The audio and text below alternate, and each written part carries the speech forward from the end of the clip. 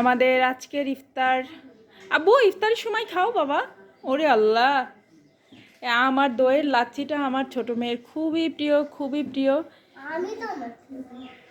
আমি তোমার প্রিয়? হ্যাঁ, আমের সিজন চলে আসছে বাবা। এখানে হচ্ছে আম্রপালি আম আর দই দিয়ে লাচ্ছি তৈরি করা হয়েছে। আম্রপালি আম আমরা হচ্ছে ফ্রিজে রেখে দিয়েছিলাম, ডিপ ফ্রিজে, সেখান থেকে নিয়ে এই দইয়ের সাথে দিয়ে লাচ্ছি করে ফেলা হয়েছে।